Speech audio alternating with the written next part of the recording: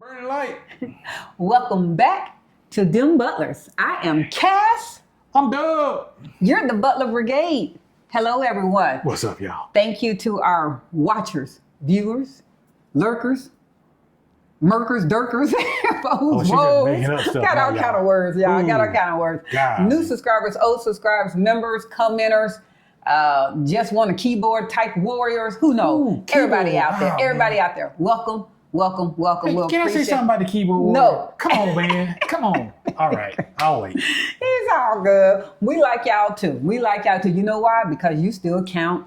Oh, in the count. In the count, yeah, baby. man. So And, y'all keep hating. And a lot of times you get the conversation brewing, Yeah. and you going back and forth with other people, and boy, And then y'all the helping brigade us come out. in and just Y'all help us out. So keep on typing, keyboard Lurkers. warriors. Keep on typing. All right. So today I have seen in a couple of posts. I really don't have a conversation. This is really going to be a conversation, you guys. So stay with us here. Sit down. Stay with us. Story so, time. in case you are not aware, we have a WhatsApp channel.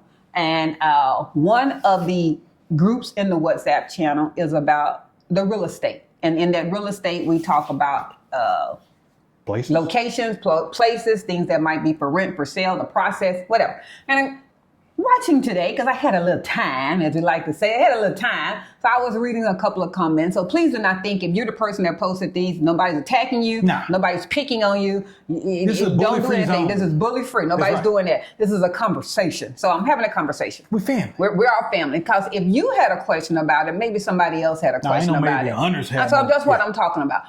Two different questions, but almost the same thing. One young lady said that she has a 2-year-old and will be relocating to Panama and cannot decide between El Cangrejo and San Francisco. She wants a walkable area. The second post was a gentleman who said, can anyone recommend for his family a nice place to stay that was family friendly, that would be good for him? And it started me to think. My husband and I, we started having this conversation. I know that people come to the channel for guidance, for assistance, and that's what we want. That's what we want. That's right. But when it comes to, can you tell me about someplace? Can you tell me where I should stay? That's really a little too broad. That alone, it's going to have to be pictures. So I'm going to take the young lady's question first, which was, can we, between El Cangrejo and San Francisco, she's trying to choose a walkable place. And I was able to narrow her thought process down, and she appreciated it. That's how I know she's a maturity and wise, because she didn't take it with condescension and personal. My statement to her was, I can't really do that, nor can anyone else realistically. They'll give you an answer, but there's coming from an area of personalization. Yeah. I say that because you all that have seen our area, we love our area. We love our location. We love everything about it. It's in San Francisco. We have also shared our condo sits at the top of 2 hills. Literally, as I'm doing this triangle right here, this pyramid, our condo will be at the peak where my fingers are. But behind us, or in front of us, whichever way you would like to look at it, where the terrace is a huge park. That's Parque Omar. Yeah, That's Parque Omar, which is similar to Central Parks, New York. But in front of us is 2 streets that are, I would say, busy in the fact that there's no sidewalk. So if my husband and I said, oh, our condo area is so walkable, you would love it here. Keep in mind, we're coming from an area of 2 50-plus-year-olds without children, meaning no 2-year-old, without animals, no dogs or cats or anybody to maintain and hold. We don't leave out of the front of our building except to be personally picked up from a ride share that can park underneath our underground parking. We're in a totally safe area to be dropped off and picked up. We're not having to maintain anything on that busy street. We don't have to walk down either or up that hill.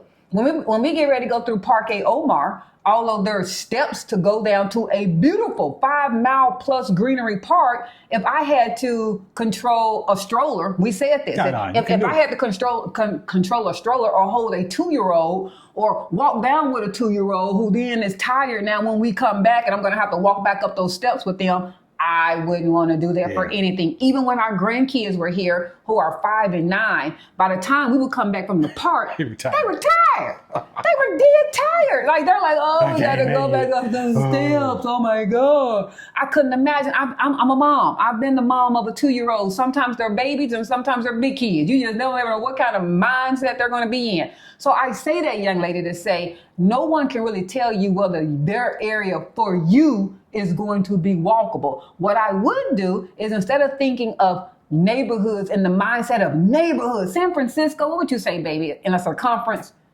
10, 12, maybe a 20 block radius? Yeah, 20, about 20 blocks. 20 block radius going either way. And that's about every neighborhood.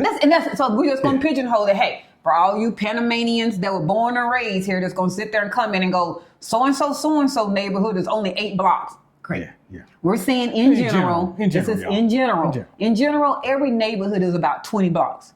If realistically, all you really care about is where you lay your head. Right. I mean, that's just anybody. I wouldn't care that 15 blocks over from me in San Francisco is flat. I wouldn't care. Or a race car parking lot that people are disturbed from every day. Is that NASCAR? I can't hear it. I can't see it. So what would I care about? So I wouldn't tell anyone, you don't want to move to San Francisco. They got that race car area that they drag race every day.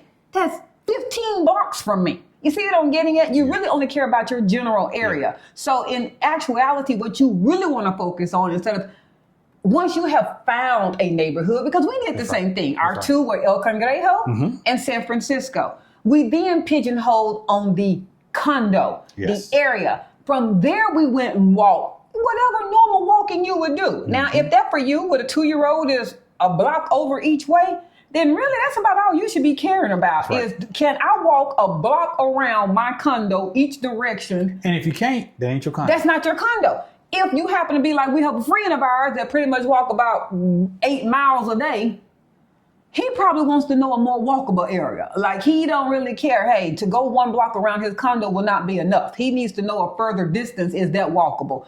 Pigeonhole what's walkable to you based upon how much walking you're going to be doing. If you ain't going to ever walk, except to go get down from your condo and go to your ride share, it doesn't matter if it was bumpity. Yeah, it don't. Holes and gravel. Because your feet ain't gonna never see it. Your feet have never touched the ground anyway. That's us. We don't go in, we go out and get in a ride share and we're gone. That's it. Except when we go through the park.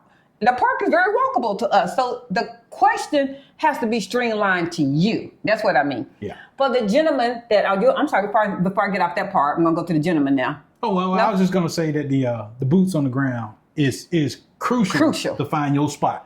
My husband had a phone call from a lovely gentleman that we've both come to love and care for. It's almost the same thing. We can't answer for him whether he wants to stay in this area or not. He had a prime question, which was wonderful. And I don't think a lot of people realize this. Panama City is the city. For those of us that happen to come from suburb areas, my husband and I happen to be about 20 miles south of Dallas City. Downtown Dallas, actually probably about 15 miles south. Yeah, about 12. 12. But we are in the suburbs. We are in a 40,000 less town population. We're in the suburbs. I mean, that's where we are. So I do understand when somebody say, hey, the city is too busy for me. But our suburb is 15 miles south of downtown Dallas. That is the same way that Panama City is set up. If you don't have to go all the way to Boquete or to David or to Colon or to Coronado if you don't want to be in Panama City. All of those areas, those cities that I just said, I'm assuming they're beautiful and they have their own perks and their own benefits and services that might fit you. But if the city for you is too busy mentally, too busy, I don't know. Too many people. Physically, just too busy. You truly can be out of Panama City within 15 to 20 miles. I can't say minutes because that's going to depend on the time of day, the traffic, which direction traffic is going in. It's like anything else. I can't say that's 15 minutes. I said 15 miles because it's the same thing for us in Dallas. Yes. If you happen to be trying to go south of downtown Dallas at 5 o'clock in the evening, that 15 miles is going to take you an hour and a half to 2 hours. Easy. It's the same thing in Panama City. So if you don't want to be in Panama City because of the busyness, just too much, your own mental health, there are suburbs immediately outside of Panama City. I can't think of their name off the top of my head, but guess who can help you out with that? Omar Ramsey.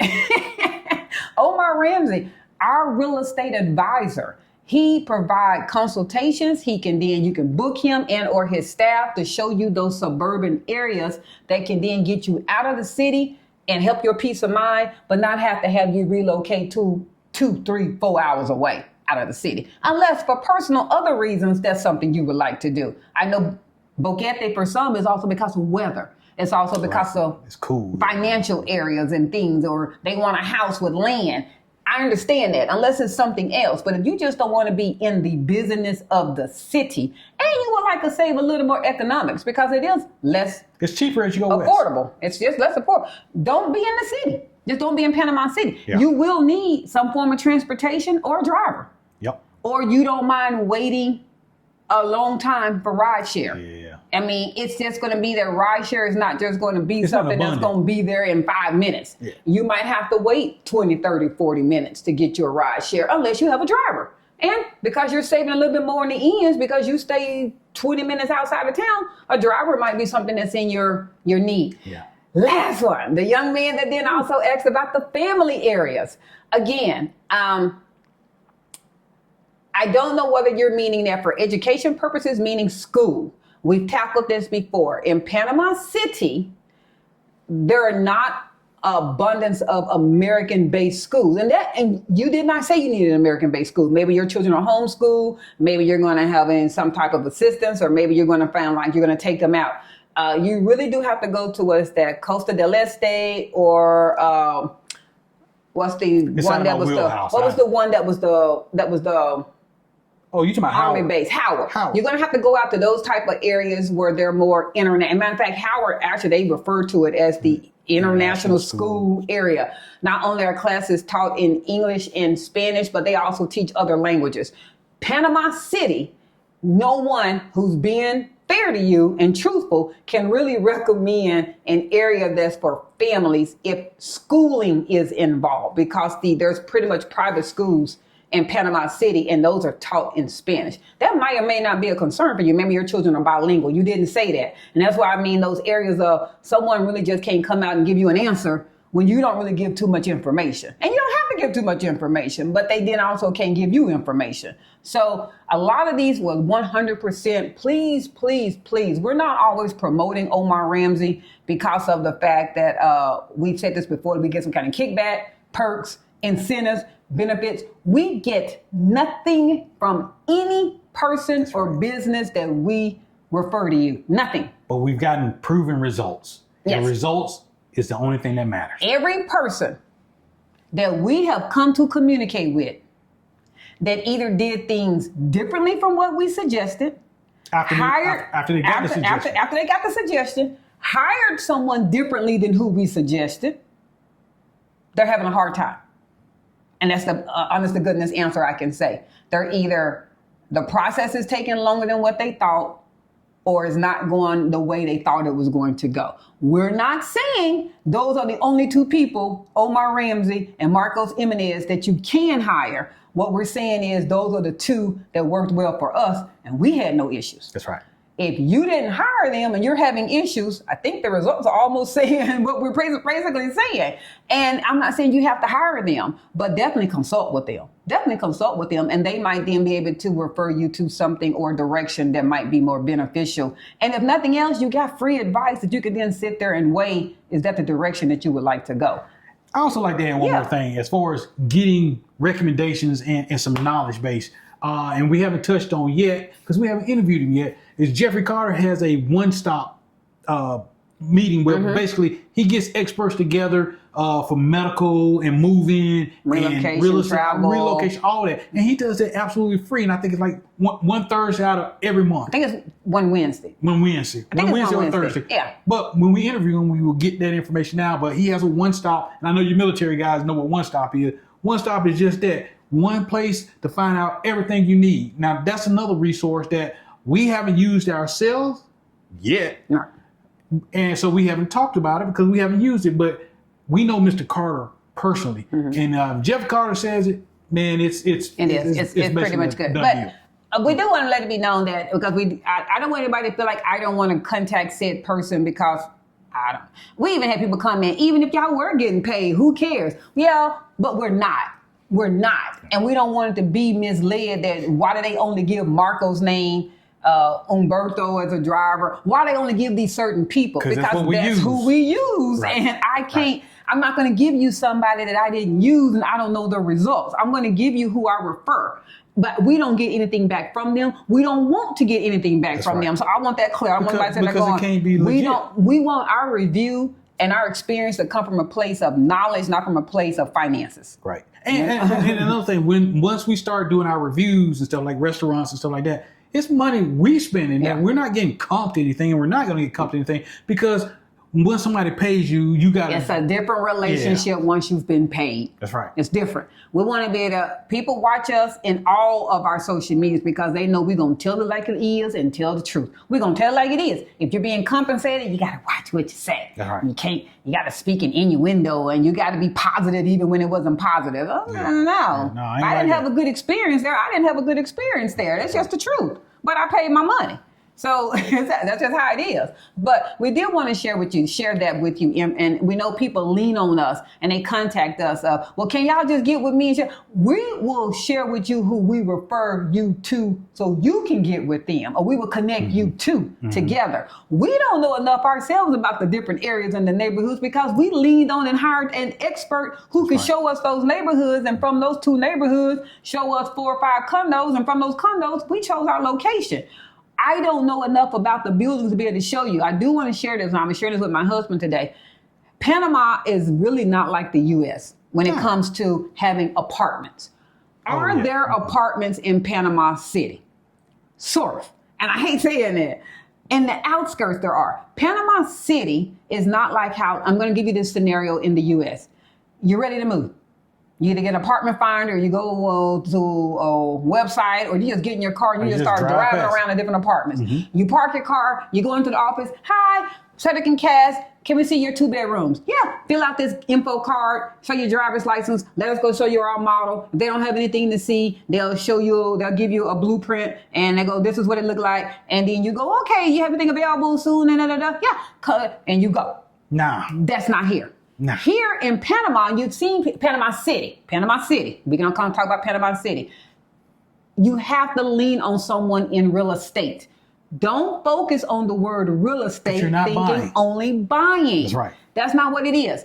The condos that you see, and even the houses that you see in Panama City are owned by owners. So although the building is a high rise, each of those units are owned by individuals or companies.